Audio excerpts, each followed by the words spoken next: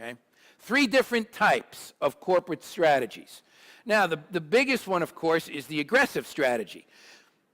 And we see this, of course, when there's a very good economy, okay? Even from a globalization point of view, economies are doing well, products are doing well, employment is high, customers have money, customers are buying products and services the way it used to be.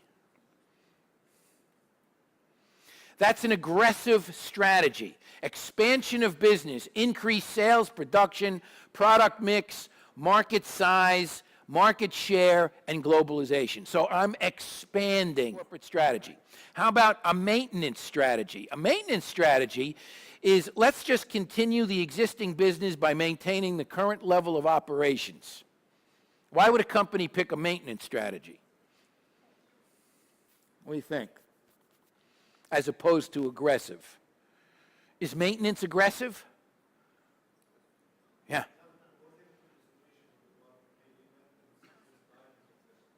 Yeah. Yeah. Are we in you think a lot of businesses are in the maintenance level right now, or are they aggressive right now? In general. Yeah. Pretty much everybody's in it's kind of, if you want to use another word, wait and hold or wait and see. Hold on to our cash. Huh? What crisis? Is there a crisis? Oh, yeah. You mean the financial crisis? Yeah. Well, the financial crisis, economic crisis, production crisis, manufacturing crisis, customer crisis. The crisis is huge. It impacts every aspect. You're right. Okay? Starts with finances. But basically, most companies now are in a maintenance, a wait and hold. Doesn't mean they're going out of business. Doesn't mean they're broke. As a matter of fact, they say right now, companies are sitting on more cash than they have ever had. What does that mean? What does that mean I'm sitting on my cash? What does that mean? I'm holding it, but what does it mean big picture? What's happening because of that? Yeah, they're waiting for the right moment. They're waiting for things to improve. But if I'm sitting on cash, I'm not spending it. What am I not doing by not spending cash?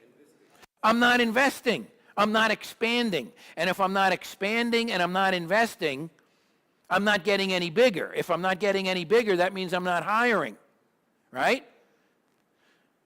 And if I'm not hiring, that means there's a lot of people that aren't working. Is that what we have now? A lot of unemployed people, no investments, no expansion of business. That's why we're in a maintenance situation right now, okay? Let's just let's hold back. Let's wait and see. Let's see what happens this quarter. Let's see what happens this year. Let's see what happens next year. And that's pretty much where we are. We're kind of stuck, all right? Now, the last strategy, the other level, is retrenchment. Even the word retrenchment doesn't sound good. So a retrenchment strategy is when a company decides, you know what, we're past the maintenance stage. Now we have to reduce our size or reduce the amount of diversity we have. We may have to sell off some of those diverse businesses. And if we do that, we also have to do reduce staff, sell company assets, restructure our debt. Restructuring debt is a very politically correct name for what? Anybody know? Huh? Yeah, I'm thinking of the B word. Bankruptcy, thank you. Bankruptcy, yeah. There are basically 2 levels of different types of bankruptcy. There's Chapter 7 is Chapter 11. Chapter 7 is total bankruptcy, I'm going out of business.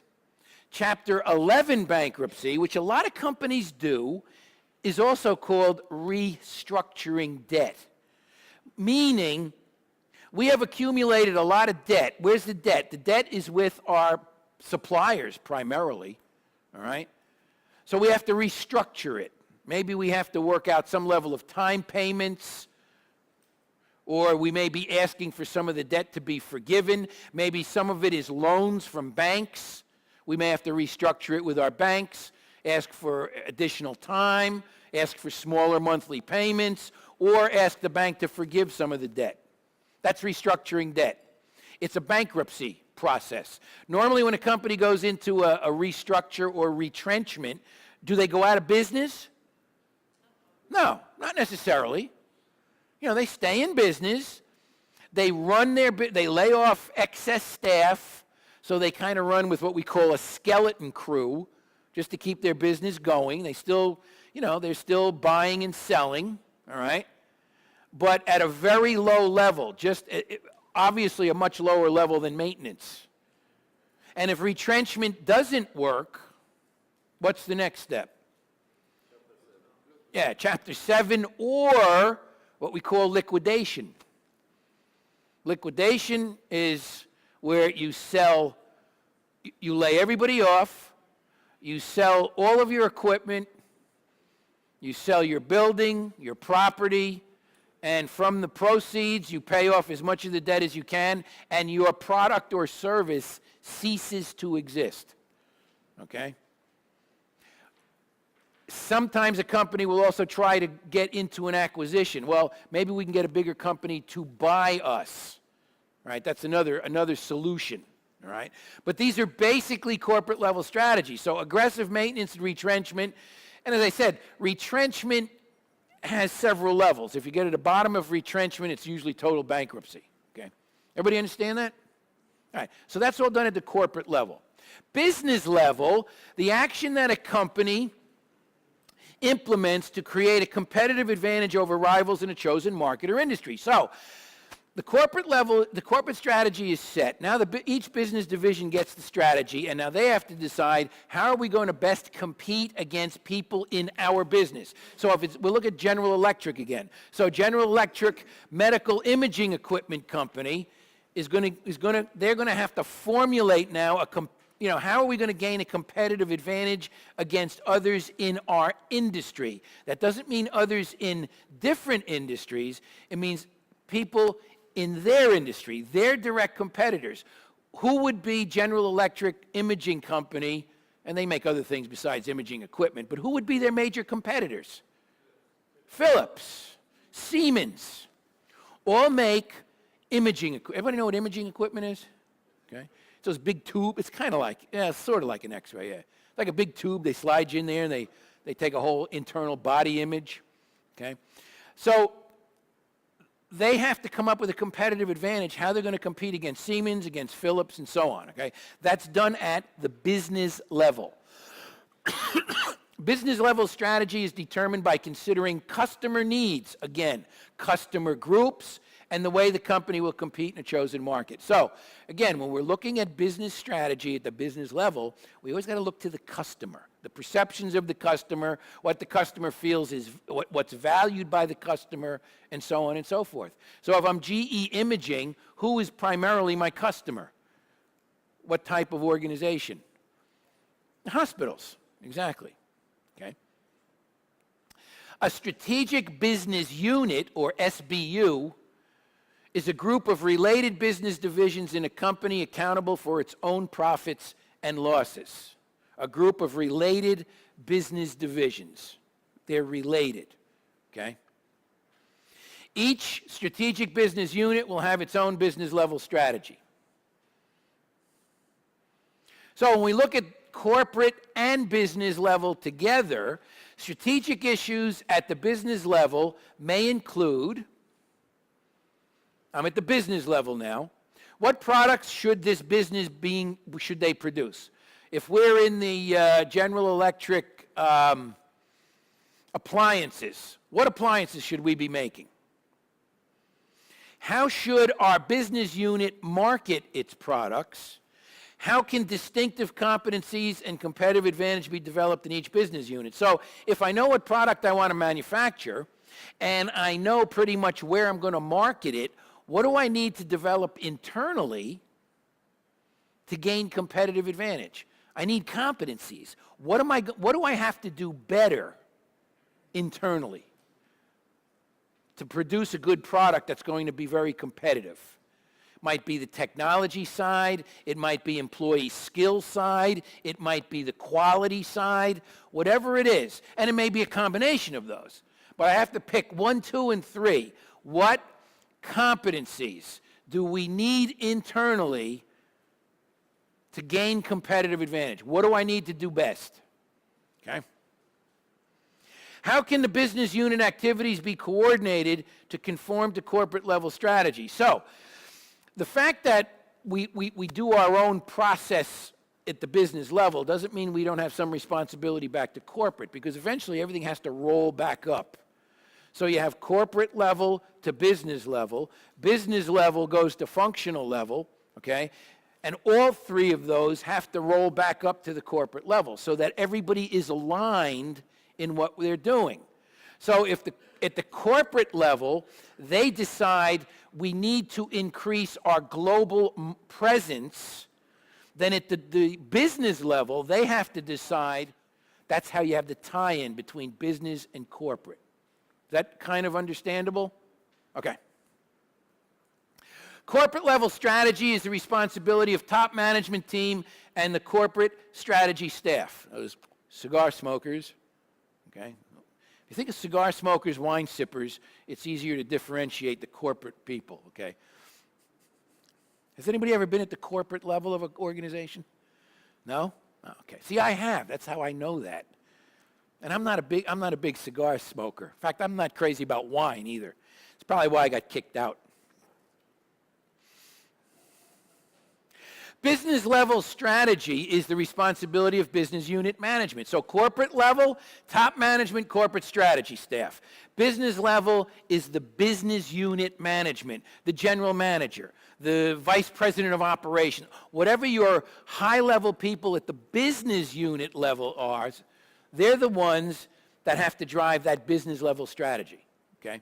And it has to roll back up to corporate. Everything always has to be aligned. Think of alignment. If you think of alignment, you can understand how one feeds the other. Corporate, business, functional, okay? It's all got to be in alignment. You can't have a corporate strategy and then have the business level off doing something totally different than what the original corporate strategies are. Corporate strategies are usually very flexible so that each business division can fit their own strategy into them. Okay? Now we'll look at functional level strategy. The development and coordination of resources through which business level strategies can be executed effectively and efficiently. So, if I'm at the business level, I'm in, we'll go back to General Electric. I'm in General Electric's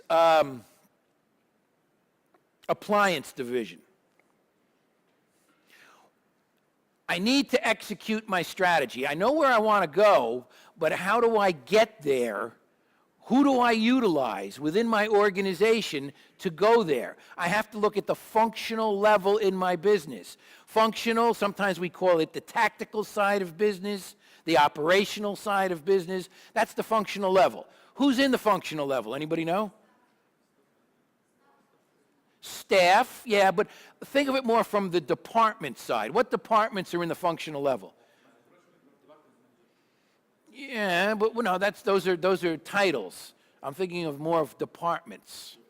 What are your core business functions? Marketing, finance, HR, operations, R&D. Always remember, those are your core business functions. They all operate at a functional level. So when the business strategy is set, I mean, they get feedback from these people to set business strategy, but it's these groups that are part of the doers, okay? They're the ones that have to do the implementation. They're the ones that have to push the strategy. Obviously, there are other groups as well, but those are basically what we call functional level departments or groups, okay? And they're critical. Marketing and sales, finance or accounting, human resources, operations, R&D. Also, IT is in there. We don't want to forget about our IT folks. Legal, No, not really, not really a functional level. They have to be consulted. They're kind of the players underneath these guys. Legal, yeah. Legal, procurement, purchasing, they're kind of the next group down.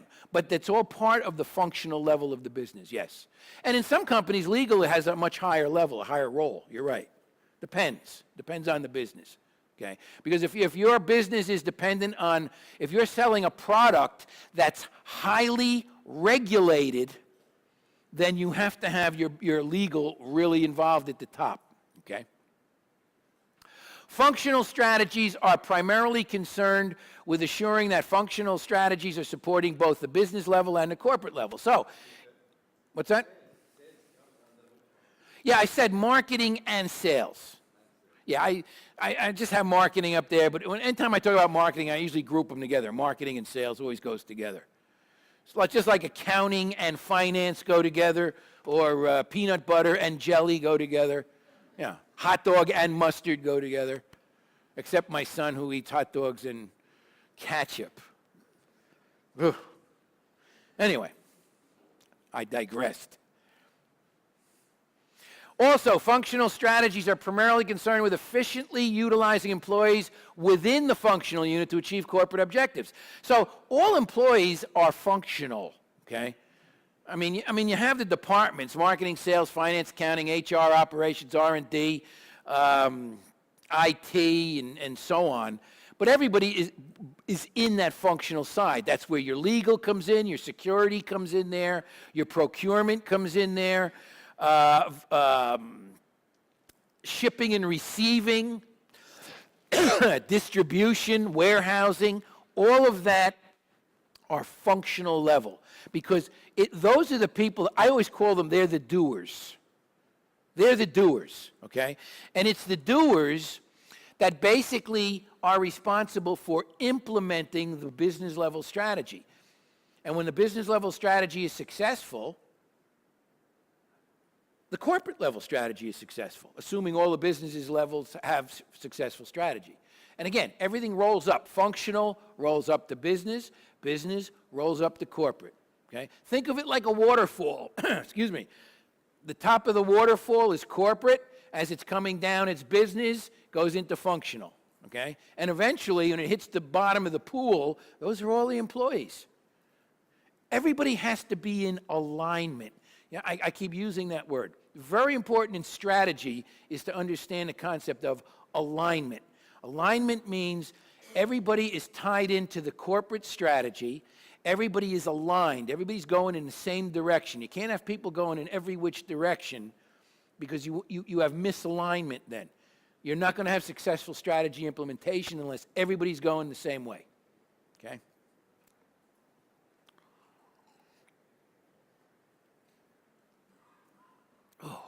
Integrating activities within the functional level, and here we have some of the subsets: advertising, promotion, market research, purchasing, inventory, shipping. Those are the subsets. Still part of functional level, okay?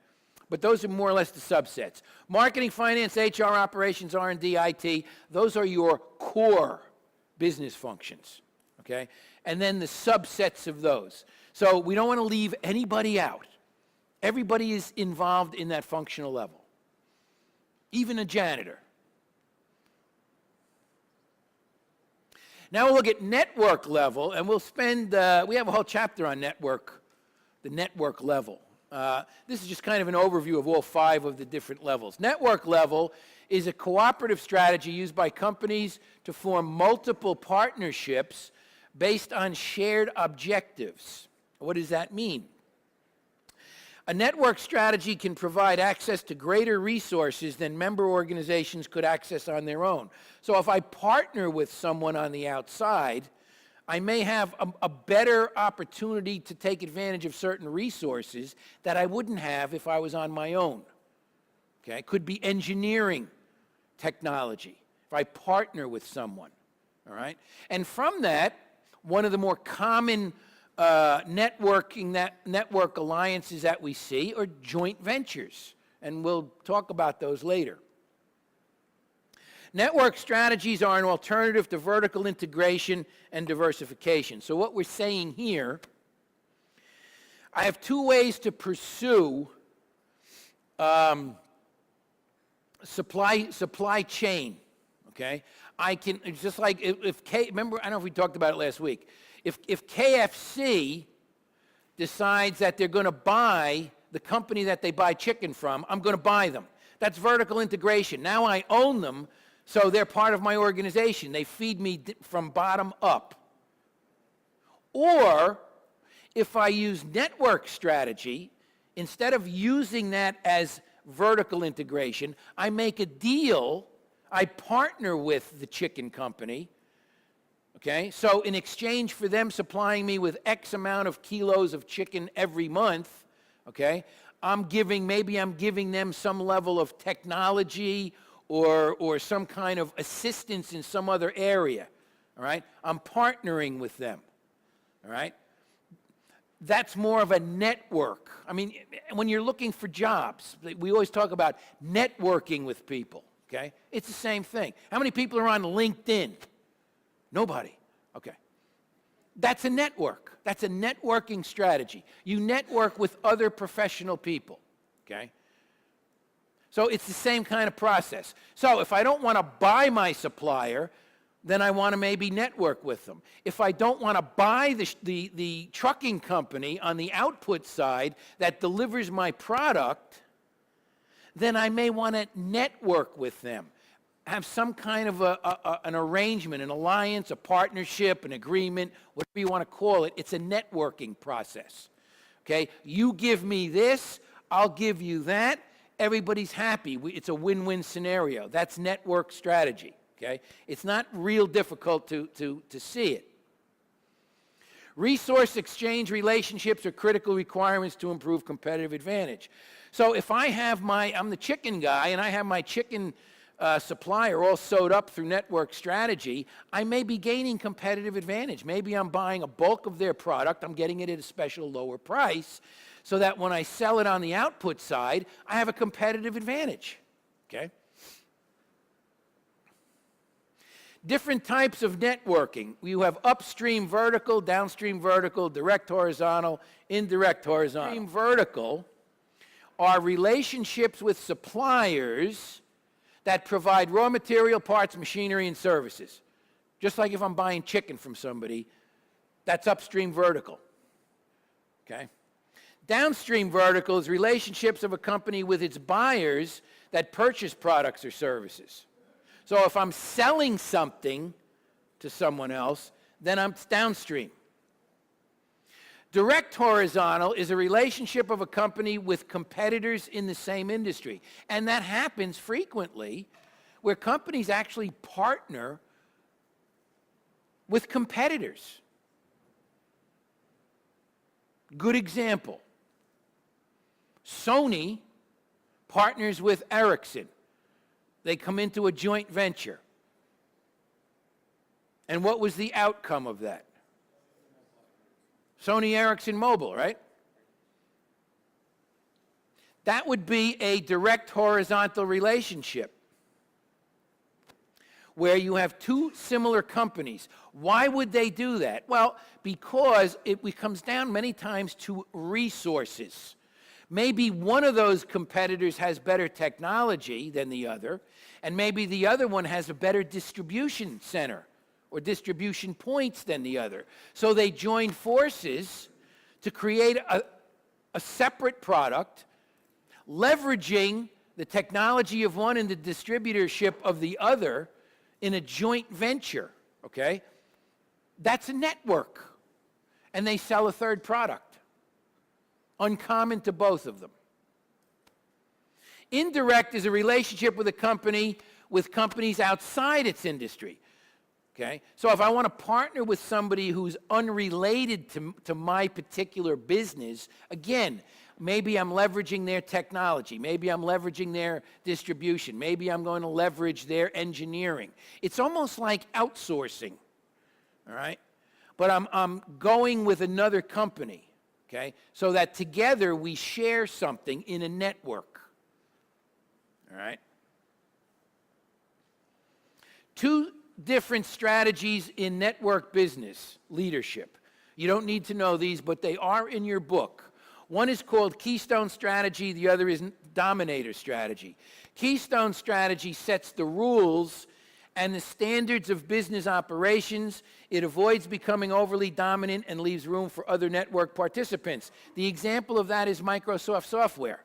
Now, we know Microsoft Software, or Microsoft Corporation, is dominant in their industry. But they take a keystone strategy approach, meaning they leave the door open for other software manufacturers.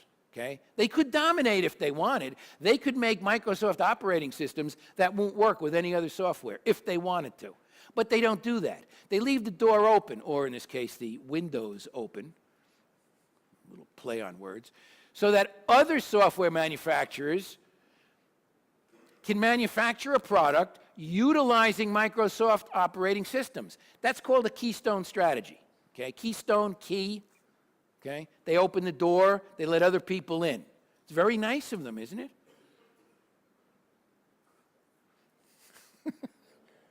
The Dominator Strategy is a leading company and network that uses its position to extract as much value as possible from the network to make new entry unattractive.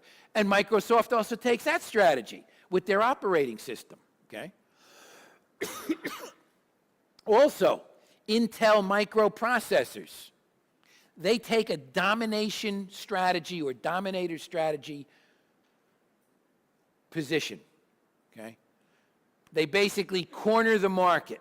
So everybody uses, not everybody, but many, many, many computer manufacturers will only use Intel microprocessors. And most computer manufacturers are only using, other than Apple, are using Microsoft operating systems. Okay? So there's no window, there's no door open for other people to get in there. So Keystone, you leave the door open for other competitors. Dominator strategy, you basically, if you will, want to use the word, you almost monopolize the market. Okay? Now we'll look at global level. I think we'll finish this and then we'll take a break, because I think we're just about, there's about 10 more minutes. We'll take a break. Global level strategy, the pursuit of competitive advantage by integrating domestic markets and economies into a single worldwide market and the spread of business operations across a large number of countries. Global strategy utilizes the following objectives. Extended customer base. So we increase our production capacity to extend our customer base globally. We use innovation and learning principles, meaning we provide new products, we broaden learning opportunities. We use efficiency in operations. So we have efficient labor, raw materials, and expertise that helps us compete globally. And when we compete globally, that also means we can take advantage in other countries of maybe large labor markets, lower labor rates, access to more raw materials in other countries, or we may find a level of expertise in other countries that we don't have where we have our headquarters. Okay? A lot of companies go to India because they have a very high level of engineering expertise. And if you compare them to other countries, you can go there and utilize that expertise at a lower level of cost. Okay? So that's a global strategy. Flexibility, ability to shift operations or markets to other countries and sell mature products in less developed countries. That's actually a pretty good global strategy. So if I'm selling a particular product in North America and it's been around for 30 years and it's kind of reached its peak, okay? It's starting to go into decline. How can I revitalize that product? Sell it overseas. It's like gives it new life. It may be a product that, hasn't even been introduced overseas. I could actually rejuvenate it and almost start the whole product life cycle all over again, okay? That's, again, a global strategy. It's not easy to do unless you are globalized. Later, in one of our later chapters, we'll talk about, how does a company go from domestic to global? Okay, it's called global entry. And we'll look at some of the processes for global entry. In fact, I think there's an exam question on that too. But don't worry, because we have a slide for it.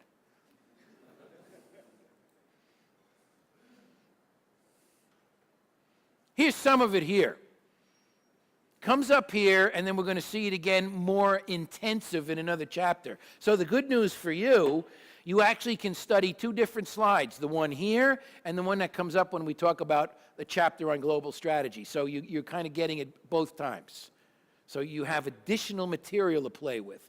So global market entry methods. How do I get into the global marketplace, okay? If I'm a donut shop and I want to go global, I don't think that's going to work. Global market entry. Export, licensing, or franchising, joint venture, or foreign direct investment. Those are 4 ways. There are more, yes. Oh, were you just stretching? Trying to keep awake? Okay, I thought you had your hand up. Okay. So we'll look at exporting. I'm entering the global market by selling my product or services directly to customers or indirectly through agents, distributors, or trading companies. So if there's an agent, a distributor, a trading company that's in a different country, I sell them my product and they basically resell it. It's like a reseller. Anybody hear that word before, reseller? Yeah. Or I may sell products directly to customers overseas. What's the best method for selling products to customers overseas? What's the easiest way? Yeah, online, absolutely. A lot of people don't appreciate the fact, people look at the internet as, okay, it's the information highway. And it is, but a lot of people forget about e-business. The advantages that the internet has brought to running an e-business is phenomenal. I mean, you can, in fact, I just saw a program about a 12-year-old boy in Texas. He's very creative. He wanted to make his own hot sauce. Hot sauce that you put on food. In Texas, that's a big thing. Everybody loves hot sauce. And he started making it in his own kitchen and selling it at his local church. And soon it became very popular, and now one of the stores in town also wanted to stock his hot sauce, and he started selling it to them. Now he's selling it globally on the internet. 12-year-old kid. He's making thousands and thousands of dollars. I wish that was my kid. So, global entry, when you think about it, if you're using internet technology, it can be done, okay? So all of that is basically exporting. Now, if you're looking at things on a much bigger scale, bigger organization, you look at licensing or franchising. So here you have a contractual arrangement that gives rights to operate under another's trademark. Okay? Rights to operate under another's trademark. Where do we see that? Yeah, Coca-Cola, okay? They license other organizations overseas to manufacture Coca-Cola products. I think in Elaine, don't they have like an Elaine bottling company? Okay, that's basically a licensor of Coca-Cola to manufacture and sell Coca-Cola products. There's another one in Saudi Arabia, and so on, okay? Another one is joint venture, where you have partnering a project with an existing overseas business to gain entry into a foreign market. So, similar to like, the Sony Ericsson thing, if you're in, let's say, the United States, and you're looking for a global market or more globalization, you partner with another company in maybe Europe or Asia or wherever in a joint venture. That way you immediately get global exposure to whatever that combined product is going to be. All right? Joint venture. The other one, of course, is foreign direct investment. Probably the least attractive of the 4.